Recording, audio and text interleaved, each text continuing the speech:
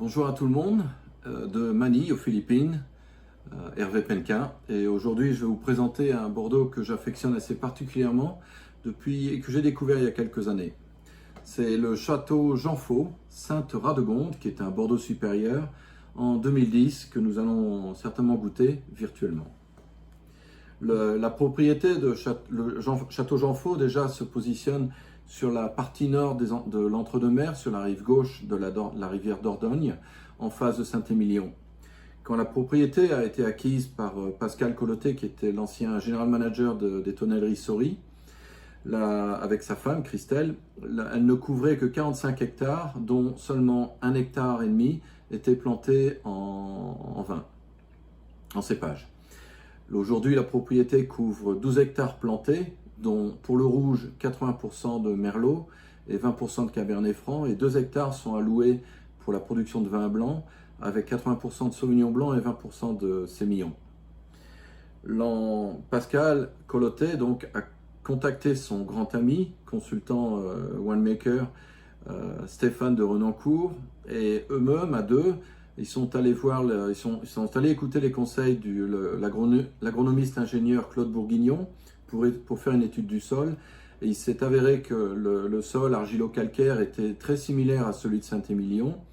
Et l'exposition sud-sud-ouest du vignoble a favorisé l'exploitation de production de grands vins.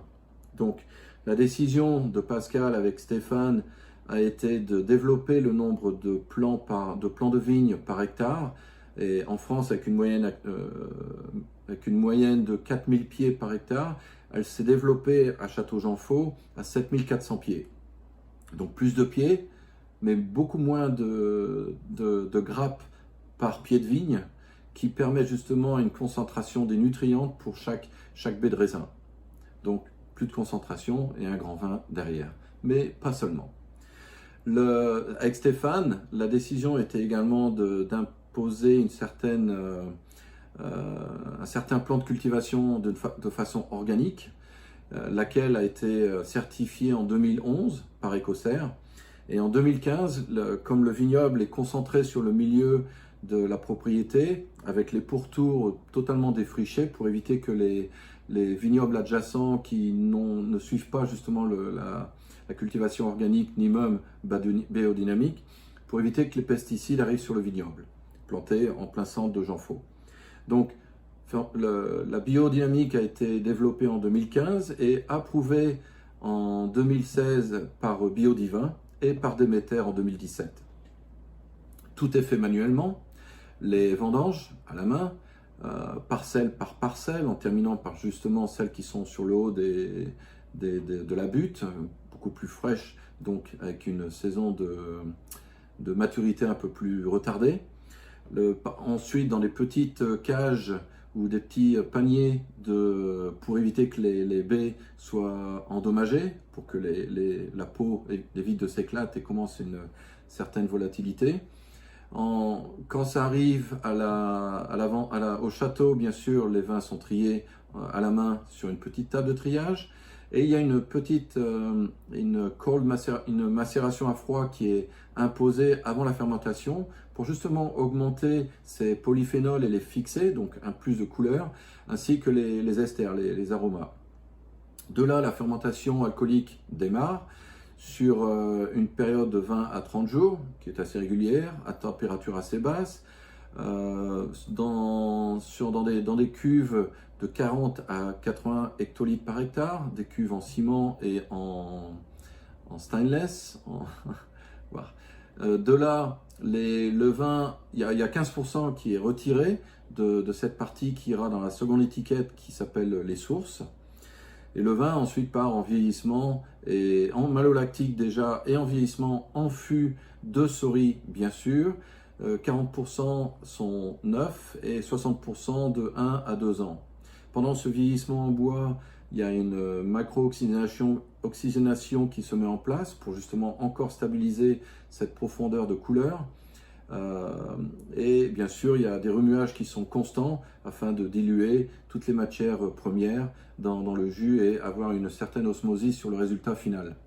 Une fois 12 à 14 mois plus tard, Les vins sont soutirés pour mettre en cuve d'attente pendant 6 mois avant d'être mis en bouteillé et mis en commerce.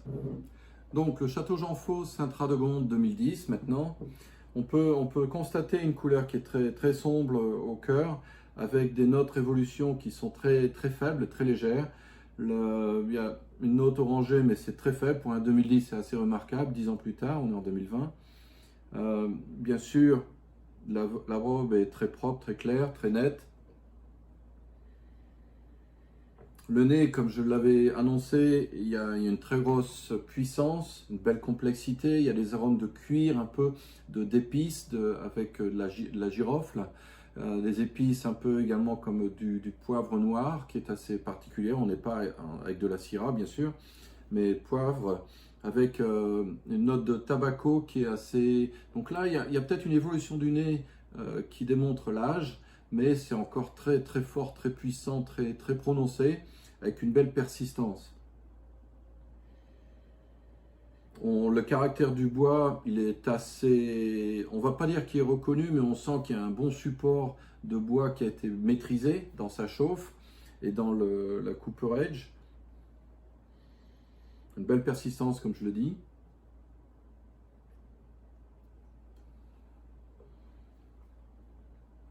En bouche, le vin est remarquable.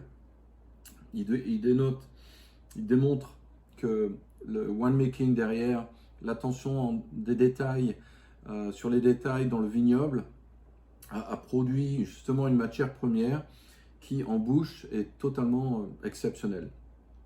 Il y a le caractère boisé qui est très faible, mais on sent la structure qui est sa base, du fait que le bois, mais également du fait que le sol d'argilo-calcaire, avec 80% de merlot qui sont vraiment faits d'une manière très saine, avec une très belle santé du vignoble. Les tanins sont là, il y a encore une très belle acidité. Donc pour 10 ans, j'estime qu'il y a encore une belle décennie devant ce vin pour vieillir et prendre des caractères un peu plus complexes encore en bouche. On ressent bien sûr les fruits noirs, la mûre, la framboise, il y a la côté prune qui est assez intense. Il y a l'acidité, comme je l'ai dit, il y a une belle fraîcheur et une belle harmonie de tous ces éléments. Je constate que le vin est très riche.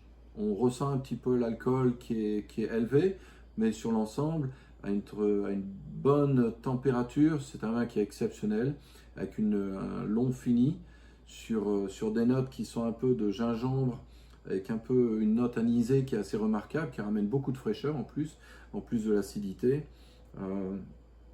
C'est un vin qui certainement serait parfait avec des gibiers, viande rouge bien sûr, mais gibier entre autres, ou alors des volailles faisandées qui permettent d'avoir une belle concentration de matière en goût de chair, pour rejoindre un peu celle du vin.